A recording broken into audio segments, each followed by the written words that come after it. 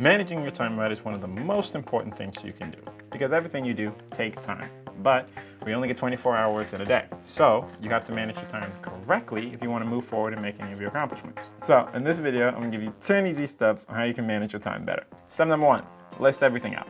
Why? Because we often have a lot of things to do, and a lot of times we forget what it is we got to get done in the day. Remember, the brain is for having ideas, it's not for storing them. So once you know you have something you need to do, get it written down. Now, sometimes I'll write everything out that I need to have done in the day, and I still don't get to everything. And that's because having a list all by itself equals procrastination, which leads us to step number 2. Assign a start time for each and every one of your tasks. Once you have a list of things to do and a specific time to do it, you have a schedule. And keep your schedule visible. It'll make it easier for you to remember what needs to get done next.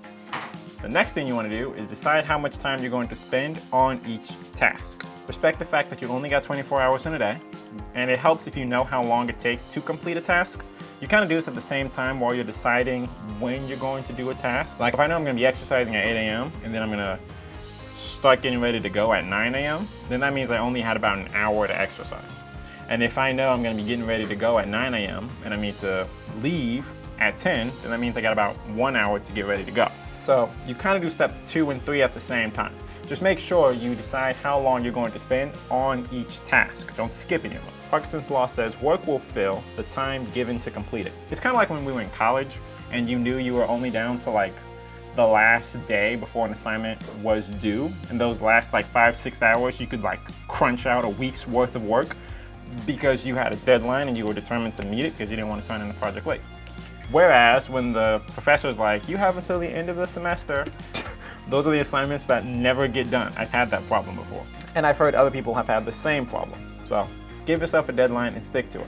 Now, sometimes you can decide how much time you'll spend on a task and still forget to spend that much time on a task. And to fix that problem, set a timer and keep it visible as well. And then when the timer goes off, stop working. Don't keep working on the same task. When the timer's done, you're done, and then you move on to the next task. Also, it helps to keep track of your task.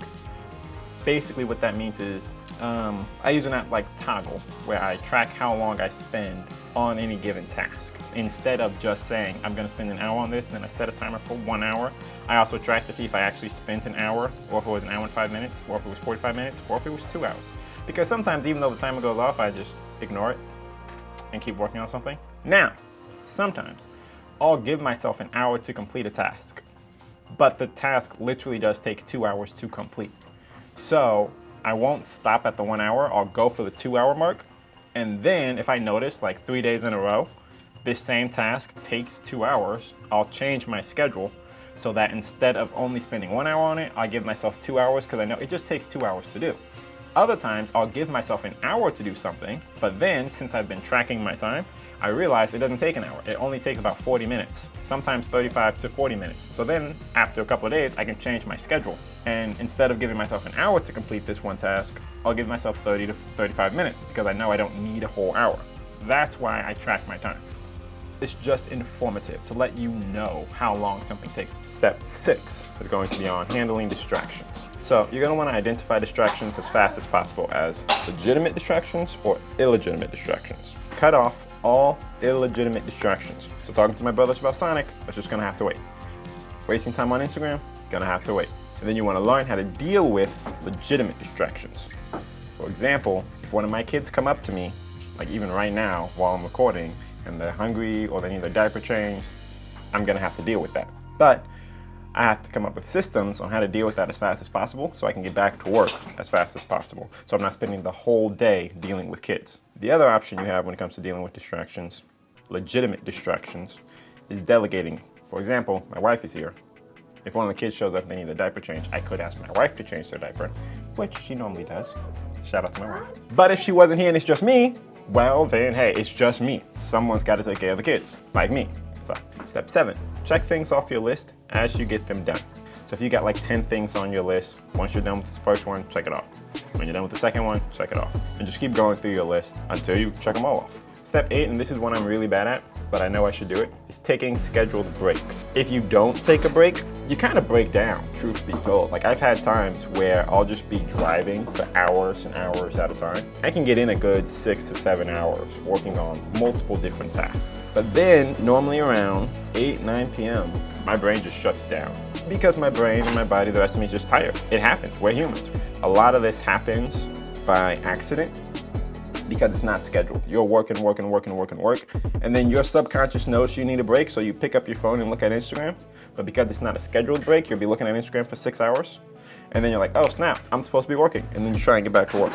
And then you'll work for another couple of hours straight, and then another distraction will come up, and then you'll go handle it, and then forget you're supposed to be working because you're mentally tired, and you take another break. Step 9, be reflect. So go back over all that time you tracked in step 5, and then reflect to see what worked and what didn't. How long did it take you to record a YouTube video? How long did it take you to deal with the kids?